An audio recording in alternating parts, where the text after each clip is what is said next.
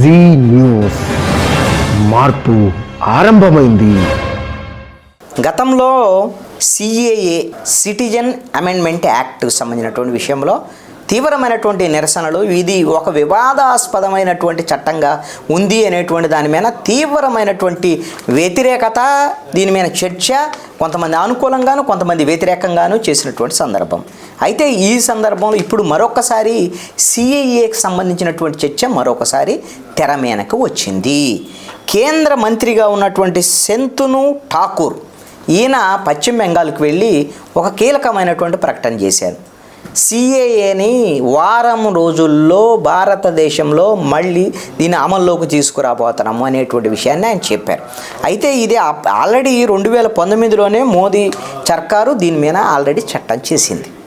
అయితే దీని మీద భారతదేశ వ్యాప్తంగా తీవ్రమైనటువంటి వ్యతిరేకత వచ్చినటువంటి నేపథ్యంలో దీన్ని అమలు చెయ్యలేదు.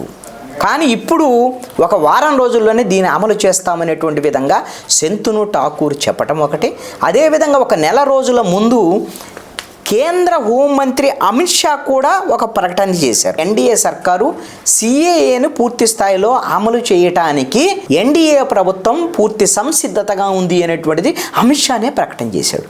దీంతో ఇక ఈ ఎన్నికల్లో కీలకంగా 2024 లోక్సభ ఎన్నికల్లో ఎన్డీఏ కూటమి సిఏఏ చట్టాన్ని ఒక ఆయుధంగా మలుచుకోబోతోంది అనేటువంటి ఒక చర్చ మళ్ళీ భారతదేశ వ్యాప్తంగా మొదలైంది.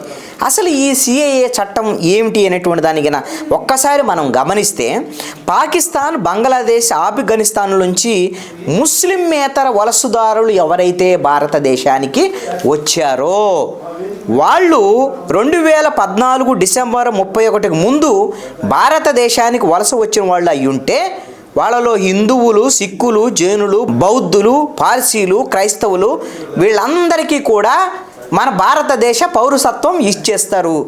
ఈ విధమైనటువంటి ఈ చట్ట సవరణ యొక్క ప్రధానమైనటువంటి ఉద్దేశం ఇది.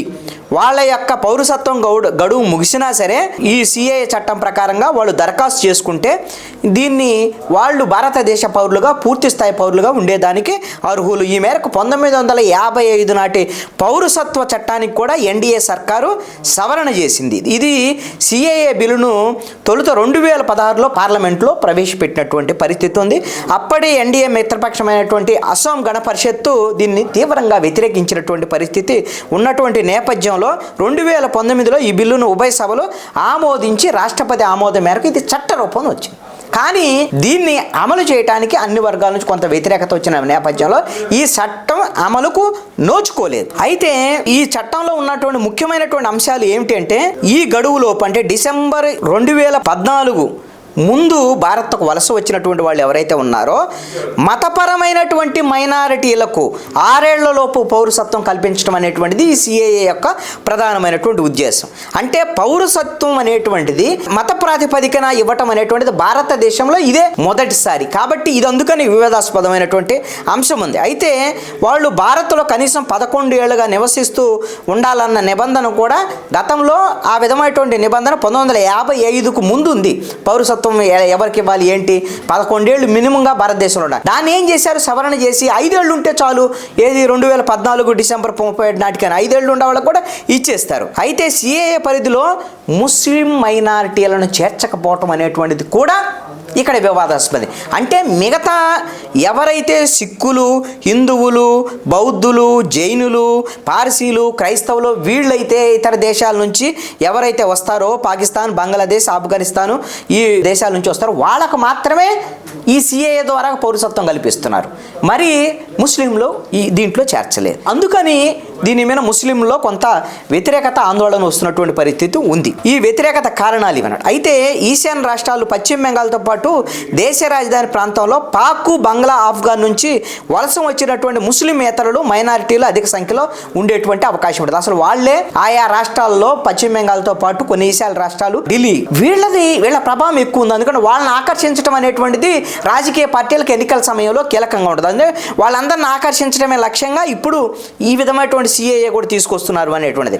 అయితే కీలకంగా బెంగాల్లో మతువా సామాజిక వర్గం, ఈ మతువా సామాజిక వర్గము బంగ్లాదేశంలో ఉండేటువంటి ముస్లింల అణచివేత తీవ్ర హింసాకాండ తట్టుకోలేక 1950 నుంచి వలసలు బంగ్లాదేశ్ ఈశాన్య రాష్ట్రాలకు వచ్చినటువంటి పరిస్థితి ఉంది. వీళ్ళు మతువా కమ్యూనిటీ, వీరంతా కూడా 1990 నాటికే పశ్చిమ బెంగాల్కి వచ్చారు.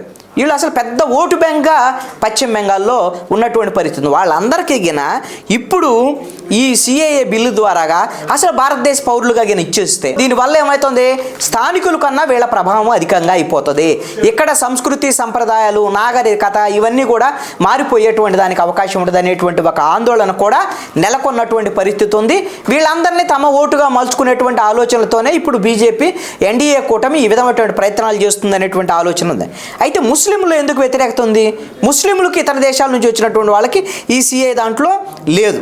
అయితే కీలకమైనటువంటి అంశం ఏంటంటే, ఏ ధృవీకరణ పత్రాలు లేని ముస్లింలను అక్రమ వలసదారులుగా సిఏఏ ద్వారాగా ముద్ర వేసేదానికి అవకాశం ఉంది అనేటువంటి ఒక ఆందోళన కూడా ముస్లింల్లో ఎక్కువ ఉంది. అంటే వాళ్ళనేమో హిందువులుగా ఉన్నటువంటి వాళ్ళని బౌద్ధులు, పార్సీలు, క్రైస్తవులు వాళ్ళందరినీ కూడా ఏమో ఇతర దేశాల నుంచి వస్తేనేమో మనకి వాళ్ళు నిర్ణీత గడువులోపు ఇక్కడ ఉంటే వాళ్ళందరినీ భారతదేశ పౌరులుగా చూస్తున్నారు.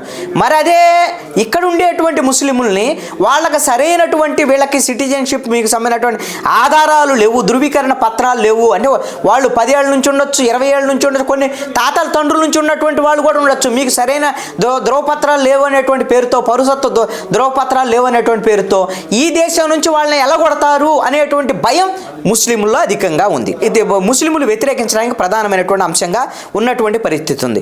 దీంతో పాటుగా పాకిస్తాన్లో షియా తదితర ముస్లింలు తీవ్రమైన అణచివేతకు గురై భారతదేశానికి వలస వస్తున్నటువంటి పరిస్థితి ఉంది. ఈ సిఏఏ అమలుతో వారి పరిస్థితి ఏంటి? మరి వాళ్ళకి ఇప్పుడు పౌరసత్వం ఇవ్వట్ల సిఏఏ ద్వారా. ఇవ్వనప్పుడు వాళ్ళందరినీ మళ్ళీ తిరిగి ఆయా దేశాలకు మీరు వెళ్ళిపోమని అంటే ఏం చేయాలి?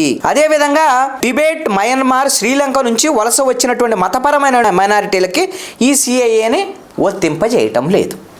ఇది కూడా కొంత ఇబ్బంది కలిగించేటువంటి విధంగా ఉంది అనేటువంటిది కూడా ముస్లింలు అంటున్నారు. ఈ అంశం అయితే ఇప్పటికే సుప్రీంకోర్టులో ఇంకా ఈ అంశం మీద వాదోపవాదాలు జరుగుతున్నాయి. ఇంకా తుది తీర్పుని సుప్రీంకోర్టు ఇచ్చి ఉండలేదు. అయితే ఈ చట్టాన్ని సుప్రీంకోర్టు తీర్పు కన్నా ముందుగానే కేంద్ర ప్రభుత్వం అమలు చేసేదానికి ముందుకెళ్లేటువంటి పరిస్థితి అయితే మాత్రం కనపడుతోంది. ఇప్పుడు ఆల్రెడీ తృణమూల్ కాంగ్రెస్, అదేవిధంగా కాంగ్రెస్ పార్టీ, ఆర్జేడీ, మజ్లిస్ వీళ్ళందరూ కూడా కేసులు వేశారు. జమాయిత్ ఉలేమా ఈ హిందూ అనేటువంటి ఒక స్వచ్ఛంద సంస్థ కూడా దీంట్లో ఇంప్లీడ్ అయింది. ఇవన్నీ వాదోపవాదాలు విచారణలో తుది చేసుకొచ్చింది. దీని మీద ఇంకా తీర్పు ఇచ్చి ఉండలేదు. మరి ఇప్పుడు సుప్రీంకోర్టు ఈ కేసు తుది తీర్పు వెలువరించకముందే చట్టం చేసింది కాబట్టి కేంద్ర ప్రభుత్వం ఈ ఎన్నికల్లోపు ఇంప్లిమెంట్ చేస్తున్నాం అన్నారనుకోండి, సుప్రీంకోర్టు మరి ఏమన్నా దీన్ని నిలుపుదల చేయడానికి అవకాశం ఉండకపోవచ్చు. ఎందుకంటే ఆల్రెడీ చట్టమైన తర్వాత, రాష్ట్రపతి ఆమోదం పొందిన తర్వాత దీన్ని మరి ఎలా నిలుపుదల చేయడానికి అవకాశం ఉంటుంది?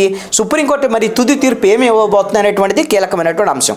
అయితే దీంతో పాటు ఎన్ఆర్సీకి సంబంధించినటువంటి ఒక రగడ కూడా ఉంది.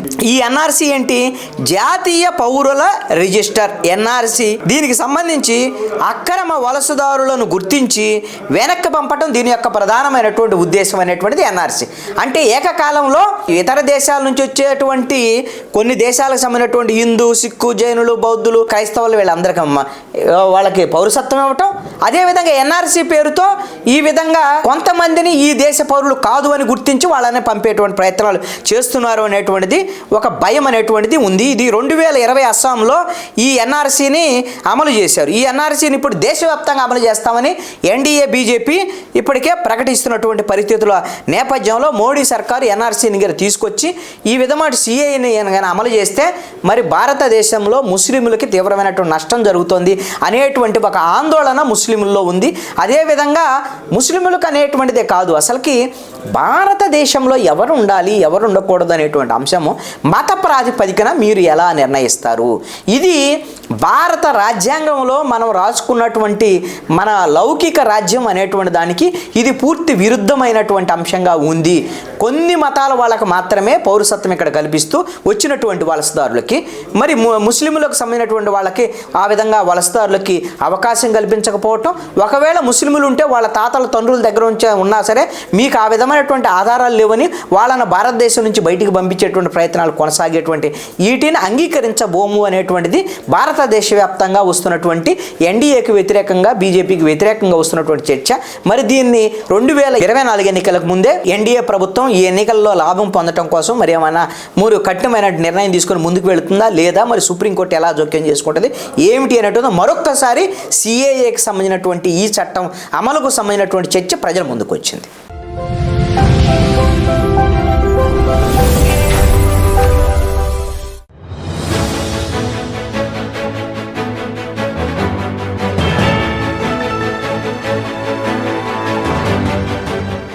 జీ న్యూస్, మార్పు ఆరంభమైంది.